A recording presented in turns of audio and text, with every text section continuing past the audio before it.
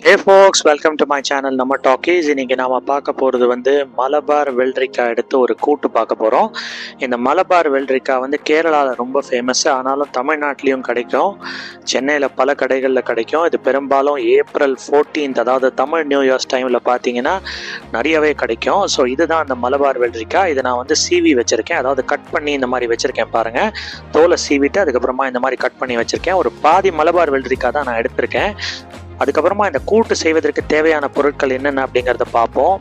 புளி நல்லா ஊற வச்சுருக்கேன். அதுக்கப்புறமா வந்து பச்சை மிளகா ஒரு 3 பீஸு, கருவேப்பிலை, ஒரு தக்காளி, ஒரு வெங்காயம், அதுக்கப்புறமா கடலை மாவு. மறுபடியும் பார்த்துக்கோங்க, புளி, அதுக்கப்புறமா வந்து கருவேப்பிலை, பச்சை மிளகா, தக்காளி, வெங்காயம், அதுக்கப்புறமா வந்து இந்த மாதிரி கடலை மாவு. தக்காளி வெங்காயம் நல்லா வெட்டி வச்சுக்கோங்க. ஃபஸ்ட்டு வந்து இந்த கடலை மாவு வந்து நல்ல ஒரு திக்னஸ் கொடுக்கும் இந்த கூட்டுக்கு வந்து. அதனால தான் நம்ம ஃபஸ்ட்டு வந்து இந்த கடலை மாவை வந்து நல்லா வறுத்துக்கிறோம். இந்த மீடியம் ஃப்ளேமில் வறுத்துக்கிட்டிங்கன்னா ஒரு ஃபியூ மினிட்ஸ் வறுத்துக்கிட்டால் போதும். இந்த கூட்டு நம்ம செய்யும்போது ஒரு திக்னஸ் கொடுக்கும்.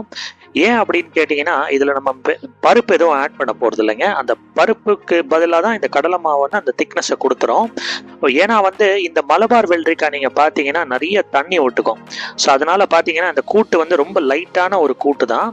ஸோ கொஞ்சம் திக்னஸ் கொடுக்கறதுக்காக இந்த கடலை மாவை நம்ம ஆட் பண்ணுறோம். அதுக்கப்புறமா வந்து ஃபஸ்ட்டு வந்து நம்ம ஆட் பண்ணக்கூடியது வந்து இந்த மலபார் வெள்ளரிக்காய் தான்.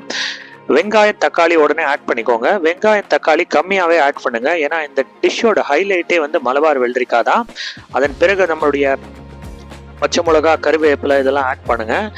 ஆட் பண்ண பிறகு நமக்கு அடுத்தது வந்து நம்ம ஆட் பண்ணக்கூடியது பார்த்தீங்கன்னா, நமக்கு தேவையான பொடிகள் எல்லாத்தையும் எடுத்து வச்சுக்கோங்க. ஃபஸ்ட்டு வந்து மஞ்சள் பொடி, அதுக்கப்புறமா சில்லி பவுடர், அதுக்கப்புறமா தனியா பொடி.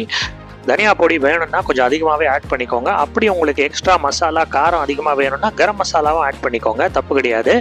இதில் நான் வந்து தனியா பவுடரை வந்து கொஞ்சம் எக்ஸ்ட்ராவாகவே ஆட் பண்ணுறேன். இது எல்லாத்தையும் ஆட் பண்ண பிறகு நல்லா மிக்ஸ் பண்ணுங்கள். இந்த 3 பொடிகளும் அந்த அடுத்தது நீங்கள் ஆட் பண்ண வேண்டியது வந்து உப்பு. இந்த 3 பொடியும் நல்லா வந்து ஈவனாக வந்து ஸ்ப்ரெட் அவுட் ஆகணும் அந்த மலபார் வெள்ளரிக்காய் மேலே. அதுக்கப்புறமா வந்து நம்ம தேவையான அளவு உப்பு ஆட் பண்ணிக்கோங்க. உப்பு முதல்ல கம்மியாகவே ஆட் பண்ணுங்கள், கடைசியாக தேவைன்னா ஆட் பண்ணிக்கலாம். இப்போ அடுத்தது நம்ம இதை வந்து ப்ரெஷர் குக் பண்ண போகிறோம் இல்லையா, அதனால் வந்து இதை வந்து நீங்கள் தண்ணி வந்து ஆட் பண்ணுங்கள். தண்ணி எவ்வளோ ஆட் பண்ணணும்னு கேட்டிங்கன்னா, இந்த வெஜிடபிள்ஸ்லாம் முங்குற அளவுக்கு ஆட் பண்ணிக்கோங்க. தண்ணி ஆட் பண்ண பிறகு நம்ம ஒரு 4 விசில், அதாவது வந்து இதை க்ளோஸ் பண்ணணும். க்ளோஸ் பண்ணிவிட்டு மூடி வச்ச பிறகு ஒரு 4 விசில் வெயிட் பண்ணுங்கள். 4 விசில் வரத்துக்கு ஒரு குறைஞ்சது ஒரு 15 நிமிஷம் ஆகும். ஸோ பாருங்கள், நான் மூடி வச்சுட்டேன். மூடி வச்ச பிறகு ஸ்டீம் வர்றது வரைக்கும் வெயிட் பண்ணுங்கள். அதாவது அந்த மேலே இருக்கும் பார்த்தீங்களா அந்த மூடி, வால்வ்னு சொல்லுவோம் இல்லையா, அதை போடுறதுக்கு முன்னாடி நீங்கள் வந்து ஸ்டீம் வர்றது வரைக்கும் வெயிட் பண்ணுங்கள். அப்போ தான் லைட்டாக பாயில் பண்ண ஆரம்பிச்சிருச்சுன்னு அர்த்தம். அந்த பாயில் பண்ண ஆரம்பிச்சதுலேருந்து ஒரு 4 விசில் மக்களே. ஸோ பாருங்கள், ஒரு 4 விசில் கழிச்ச பிறகு நான் வந்து இதை ஓப்பன் அப் பண்ண போகிறேன். இப்போ 4 விசில் வந்துருச்சு எனக்கு. இதை ஓப்பன் அப் பண்ணி பார்க்கலாம் இந்த கூட்டு எப்படி ரெடி ஆயிருக்கு அப்படின்னு. ஸோ ரொம்ப லைட்டான ஒரு கூட்டு, உங்களுக்கு வந்து சாதத்தோடு பேசி சாப்பிட்லாம், இல்லை வந்து இது வந்து தோசை இட்லி கூட சேரும். பட் ஆனால் என்ன கேட்டிங்கன்னா, இது சாதத்தோடு பேசி சாப்பிட்றது தான் பெஸ்ட்டாக இருக்கும்.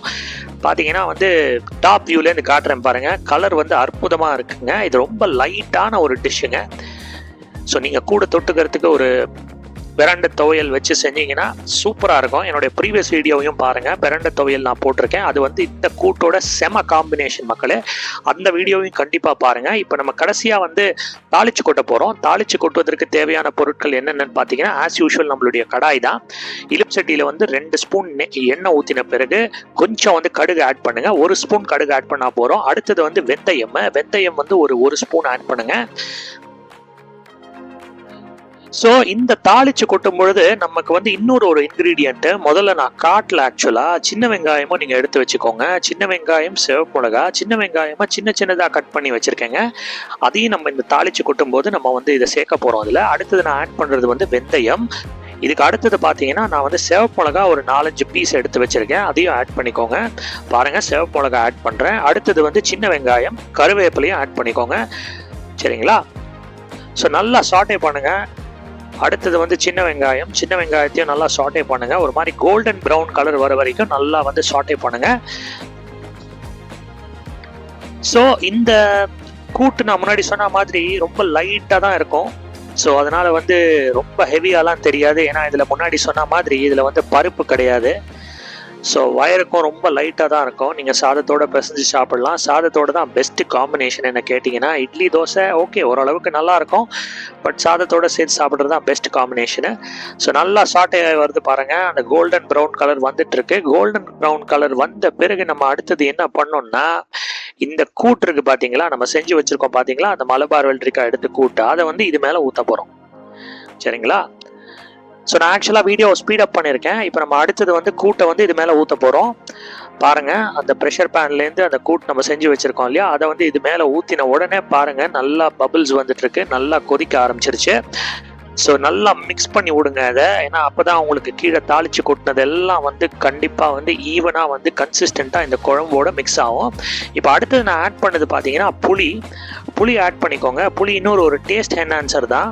கண்டிப்பாக இதில் நீங்கள் புளி கண்டிப்பாக ஆட் பண்ணணுன்னு கிடையாது. தேவையான அளவு உப்பு உங்களுக்கு இந்த நேரத்தில் நீங்கள் டேஸ்ட் பண்ணி பாருங்கள். அதாவது நீங்கள் புளியை ஆட் பண்ண பிறகு கொஞ்சம் நேரம் கொதிக்க விடுங்க. புளியை ஆட் பண்ணிவிட்டு கொஞ்சம் நேரம் கொதிக்க விட்டுட்டு டேஸ்ட் பண்ணி பாருங்கள். தேவைன்னா கொஞ்சம் உப்பு ஆட் பண்ணுங்கள், அப்படி தேவையில்லைன்னா பரவாயில்ல.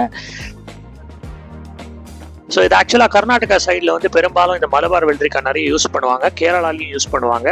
கர்நாடகா சைடில் வந்து ஹுலி அப்படின்னு சொல்லிட்டு நம்ம ஊர் சாம்பார் மாதிரி தான், ஆனால் அதில் பருப்பு கம்மியாக இருக்கும், ரொம்ப லைட்டாக இருக்கும் அந்த சாம்பார். அதை வந்து இந்த வெஜிடபிள் வச்சு நிறையவே செய்வாங்க அவங்க. ஸோ பாருங்கள் நல்லா கொதி வருது. நல்லா கொதித்த பிறகு நீங்கள் வந்து ஸ்விட்ச் ஆஃப் பண்ணிடுங்க. நல்லா கலரி கொடுங்க, நல்லா மிக்ஸ் பண்ணி கொடுங்க. அப்போ தான் கீழே தாளித்து கொட்டினதெல்லாம் நல்லா இந்த கூட்டோட மிக்ஸ் ஆகும். ஃபென்டாஸ்டிக்கான மலபார் வெள்ளரிக்காய் கூட்டு ரெடி ஆகிடுச்சு. நீங்களும் உங்கள் வீட்டில் செஞ்சு பாருங்கள். பியூட்டிஃபுல்லாக வந்திருக்கு. அற்புதமான கலருங்க, அற்புதமான டேஸ்ட்டு, ரொம்ப வித்தியாசமான டேஸ்ட்டு, வித்தியாசமான ஒரு கூட்டு. தேங்க்ஸ் ஃபார் வாட்சிங் my channel. Do like and subscribe. மீண்டும் ஒரு அற்புதமான காணொளியில் சந்திப்போம். நன்றி, வணக்கம்.